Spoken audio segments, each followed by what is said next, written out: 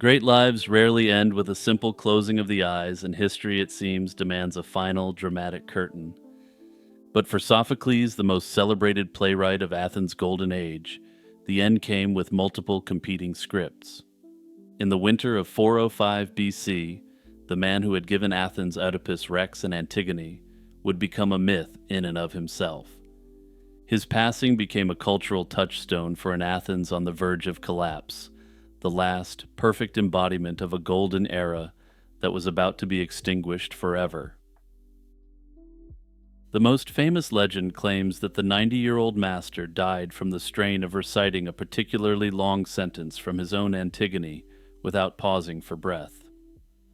Another version has him dying from overwhelming joy after winning his final victory at the city Dionysia festival, a life fulfilled to its absolute peak. A third, more mundane but equally telling account from the writer Lucian, suggests he simply choked on a grape during the Anthesteria festival. This was a peaceful passing from simple pleasure, befitting a man whose life was seen as uniquely blessed. These tales become even more meaningful when placed alongside the equally bizarre ends attributed to his great rivals. Aeschylus, the master of grand, fate-driven tragedy, was supposedly eliminated when an eagle mistook his bald head for a rock and dropped a tortoise on it.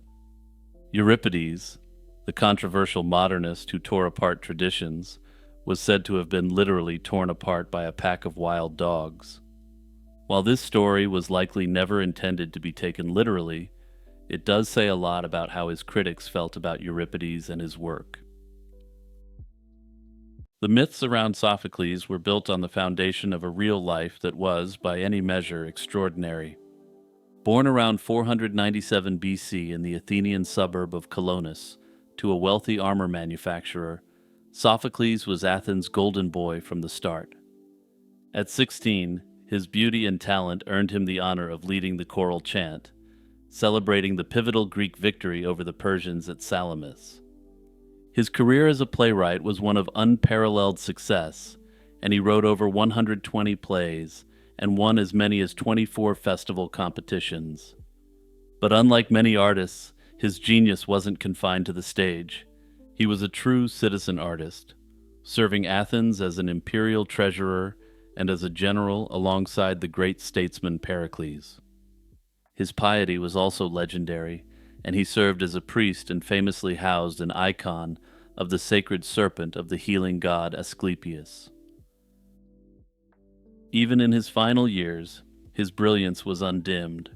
A celebrated, though likely fictional story tells of his son Iophon taking him to court, claiming the old man was too senile to manage his affairs.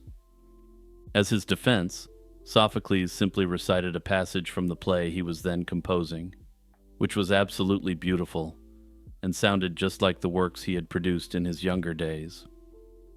According to the legend, the court was so moved that the case was dismissed on the spot. If this story is indeed true, this might be a historically accurate version of those "and then everyone stood up and clapped" memes. To understand why Athens needed these stories surrounding Sophocles, it's necessary to take a look at the reality for Athens at the time he perished. The conflict against Sparta had raged for nearly 3 decades, and Athens was on its knees. The city was exhausted, its treasury was empty, and its dominion was crumbling. That year, in a desperate move, the Athenians melted down golden statues to build a new fleet to rescue their blockaded navy. They won a stunning victory at the Battle of Arginusae, but a storm prevented the rescue of thousands of their own drowning sailors. The city's reaction wasn't grief, but a self-destructive fury. In a fit of hysteria, the Athenian assembly held a mass trial and eliminated 6 of the 8 victorious generals. Notably, these generals were some of the wealthiest and most powerful people in Athens, including the son of Pericles. And for reference, these generals had won a crushing victory, and their only fault, if you can call it that, was that a storm prevented the rescue of the Athenian sailors. In the same year that Athens created the myth of Sophocles' good death, it delivered a horrific bad death to its own military heroes. The cultural narrative of the playwright's blessed end served as a desperate psychological counterweight to this traumatic civic failure. It was a way for the city to remember its capacity for greatness, even as it was tearing itself apart. The final act of Sophocles' story cemented his legend. With Athens under Spartan siege, his family tomb outside the city walls was inaccessible. According to legend, the god of theater, Dionysus, appeared in a dream to the Spartan commander, Lysander, and ordered him to grant a truce so that Athens' greatest poet could be buried. Lysander wasn't about to disobey an order directly from an Olympian god, and the funeral was allowed to occur. The story elevates Sophocles beyond a mere citizen to a figure of divine importance, whose art could command peace from the city's mortal enemies. He was in essence so brilliant that even the gods would intervene to make sure his passing was as peaceful as possible. We will never truly know how Sophocles died, but the fact of it would be a biographical footnote. The myth and legend built up around the death of Sophocles is what's truly transformative. His death occurred at a moment of profound crisis, as Athens was losing, its democracy was devouring itself, and its cultural wellspring seemed to be running dry. In response, the city created a powerful counter-narrative. It took the man who embodied the triumphs of Athens' brightest century and ensured that his death would be remembered as a confirmation of a perfect life. The mythology was a final act of cultural myth-making, with Sophocles serving as the avatar for Athens' golden century. Hey everyone, it's Jimmy, just taking a second to remind you to hit the notification bell and turn on all notifications for my channel. For whatever reason, just clicking subscribe doesn't actually guarantee you'll see my new content in your feed these days.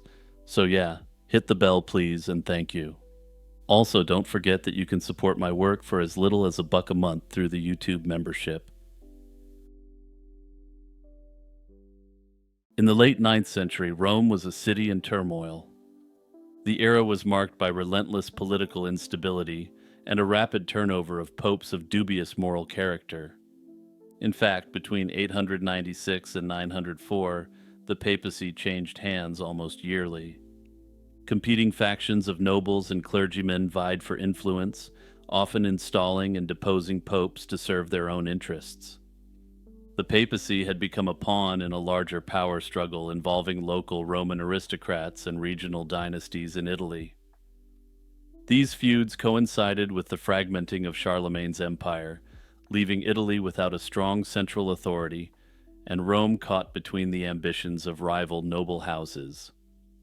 This was the backdrop for one of the most bizarre episodes in history, an event that has become known as the Cadaver Synod. In January 897, an ecclesiastical court convened in Rome. What made this synod extraordinary was its defendant, a pope who was already dead. The corpse of Pope Formosus, who had died several months prior, was exhumed and put on trial by his successor, Pope Stephen VI. This grotesque spectacle, set against the violence and chaos of the times, would come to symbolize the low point of medieval papal politics. Before delving into the grisly details of the trial, it's important to understand the key figures involved and the events that led to this macabre moment. Pope Formosus and Pope Stephen stood on opposite sides of a bitter divide in the church. Formosus was an experienced churchman long before becoming pope. He had been appointed bishop of Porta Santa Rufina in Italy in 864 and later served as a papal legate to the Empire of Bulgaria for a period. However, he fell out of favor with Pope John VIII and was excommunicated in 876 amid accusations that he aspired to the papacy. Formosus fled Rome, but after a change of popes he was absolved and restored to his bishopric in 883. By October 891, Formosus's reputation had recovered enough that he was elected pope, succeeding Stephen V. As pope from 891 to 896, Formosus faced a dangerous political landscape. He initially cooperated with the powerful Giudeschi dynasty in Italy, even crowning Guy of Spoleto as Holy Roman Emperor, but soon grew wary of the family's ambition. In a daring move, Formosus invited the East Frankish king Arnulf of Carinthia to invade Italy and liberate Rome from Guy of Spoleto. By 896, Arnulf arrived and Formosus crowned him emperor in Rome. The triumph was short-lived. Arnulf fell ill and retreated, and Pope Formosus died on April 4th, 896, leaving Rome in a state of unresolved conflict. Formosus's death set the stage for Stephen VI. After a brief reign of only 15 days by Pope Boniface, Formosus's immediate successor, Stephen became pope in May 896. Stephen was a Roman aristocrat and notably had been appointed Bishop of Anagni by Pope Formosus himself. Stephen's ascent to the papacy was backed by those loyal to the Dukes of Spoleto faction.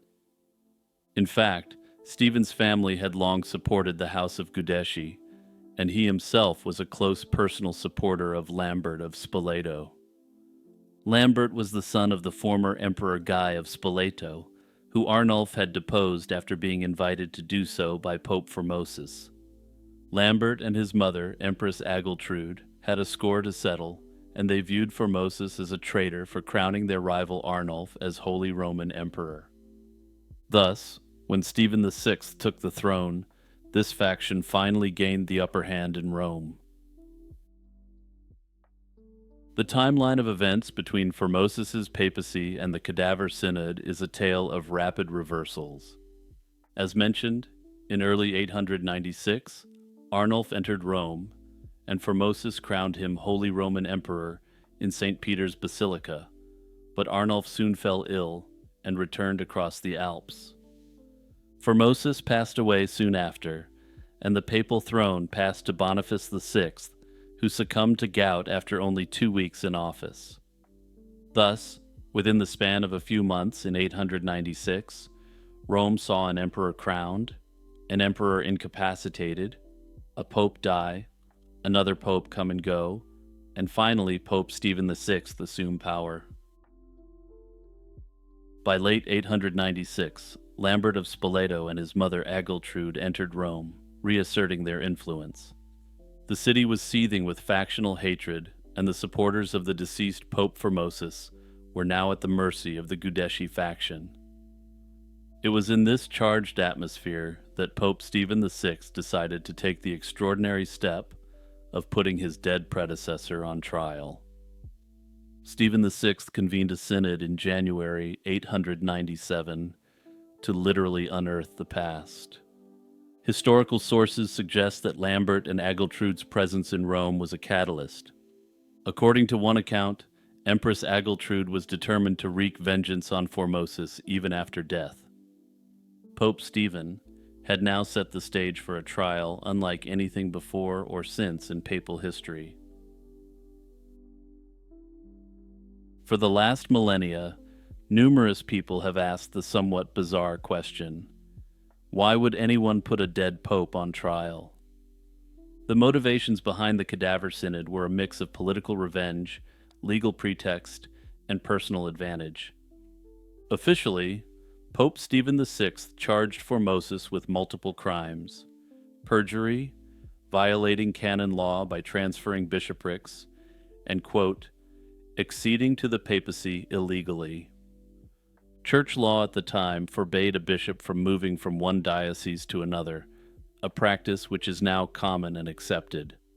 Controversially, Formosus, as Bishop of Porto Santa Rufina, had become Bishop of Rome, that is to say, the Pope, without first resigning his bishopric. This was a technical violation that provided a convenient legal excuse for the trial. Notably, there was little in the way of support in church law for putting a corpse on trial, though this seemed to be of little concern to the Pope.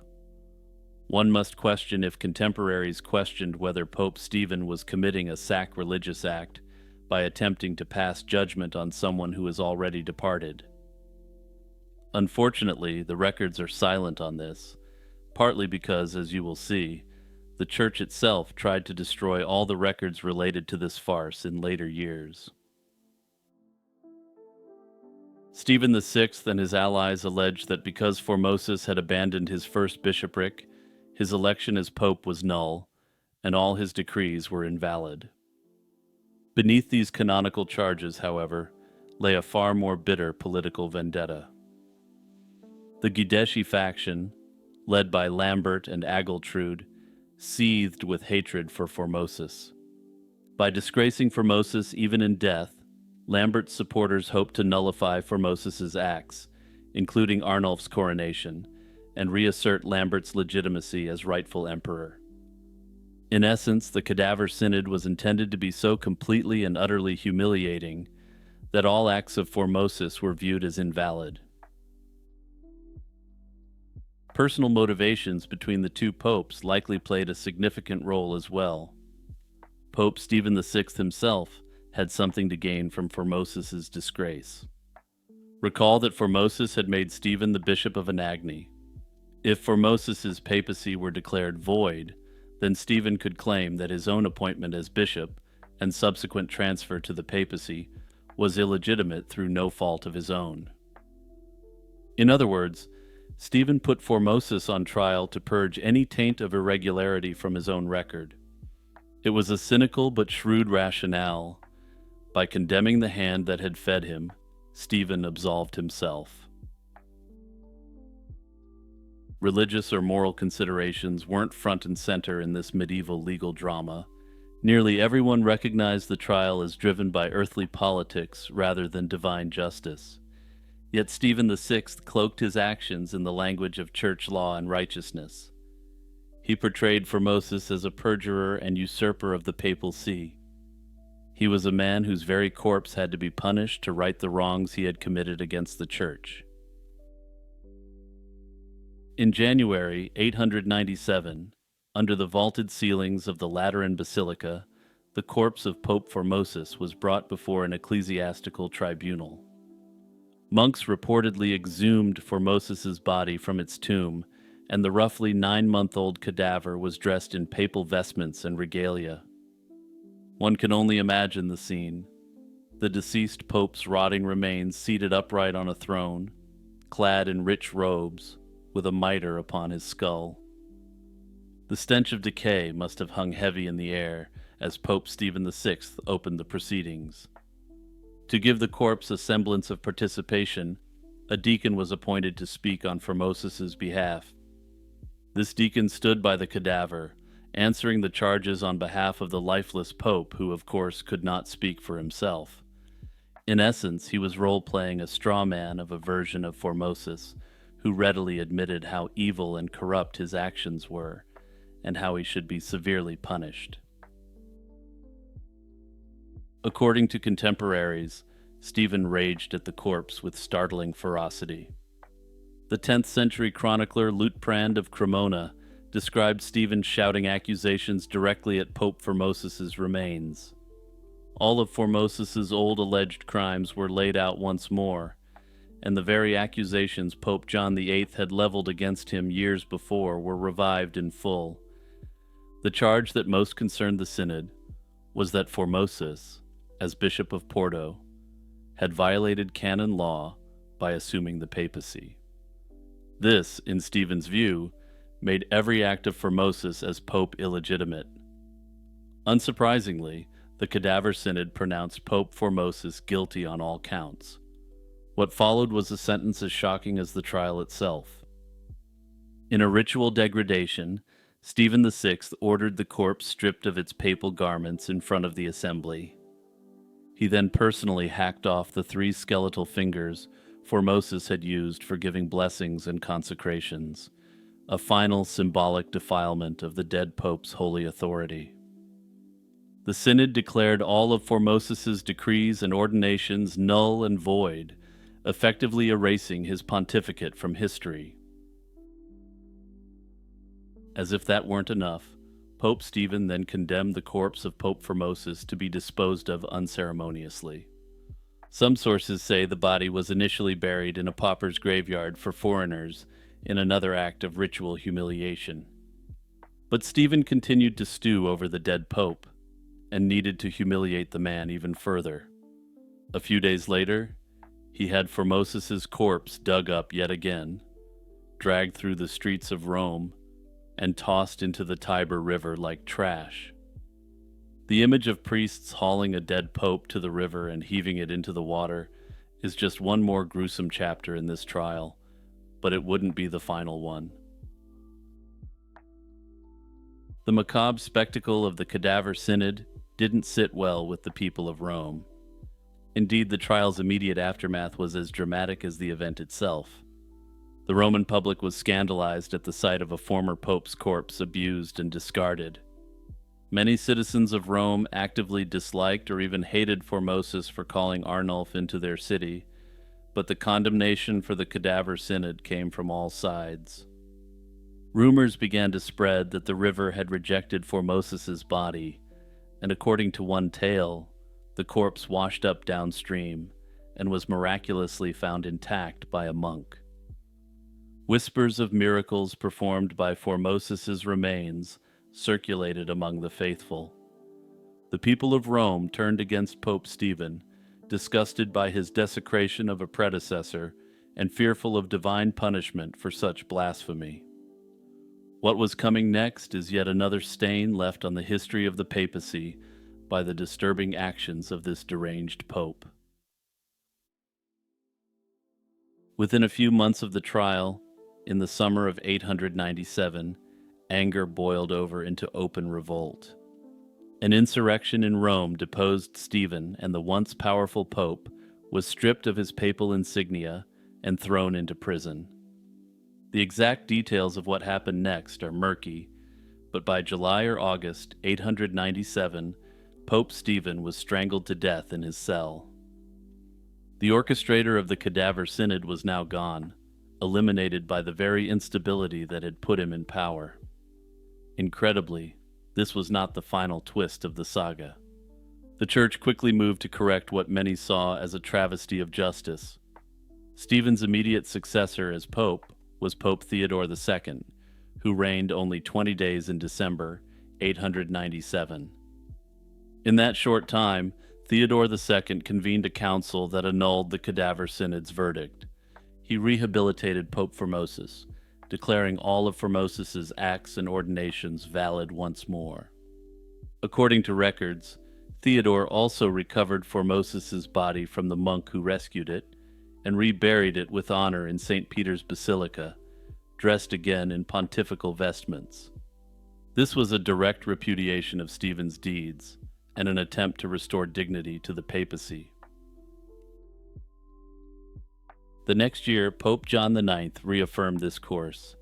John IX held synods in Rome and Ravenna in 898 that confirmed the nullification of the cadaver synod. These councils went further, and they ordered most official records of the cadaver synod destroyed.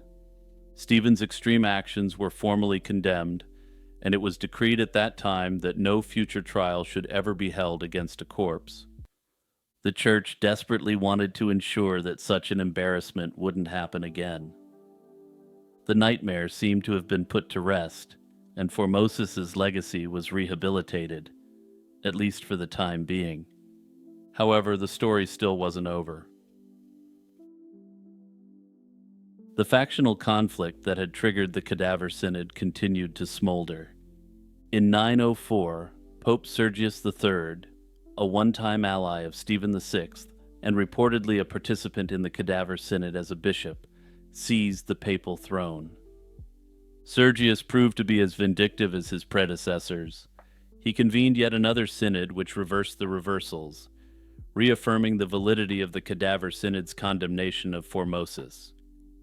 This was essentially a revival of Stephen VI's policy, 12 years after Formosus's corpse had been thrown in the Tiber. The seesaw battle over Formosus's memory thus dragged on into the new century, illustrating how deeply the feud had scarred the church. Sergius's papacy ushered in another infamous chapter of papal history, but that lies beyond our focus, and may be the subject for a future video. Trust me, it's wild. Let's come back to Pope Stephen one more time, since there's still a very important open question debated by historians. Most historians agree that Pope Stephen was slain because of his grotesque treatment of Formosus. However, the question of who actually ordered him eliminated remains very much open for interpretation, and there are essentially two major candidates. Most sources speculate that he was slain by the Formosan sympathizers who tossed him in jail to begin with. However, there's an alternative explanation that has gained some traction and hints at something larger. As you'll recall, Lambert and Agiltrude from the House of Gudeshi had pressured Stephen to attack Formosus for his acts against Emperor Guy. They may have found him politically useless after the scandal and allowed or encouraged the mob to finish him off. Stephen, under this theory, was potentially a loose end who could implicate them in the Cadaver Synod. In essence, Stephen was used as a tool of humiliation against a political rival, but then immediately eliminated upon outliving his usefulness. If this theory is accepted, Stephen, who thought he was in control and at the height of his power at the Cadaver Synod, was just a pawn in a game where he thought he was king. Direct proof for this is lacking, but Lambert's troops controlled Rome at the time, and presumably had the ability to, at the very least, guard the Pope. Hey everyone, it's Jimmy here, just reminding you to check out my other channels for unsolved mysteries and true crime content. Also be sure to take a moment to like, subscribe, and share this video with the history fans in your life.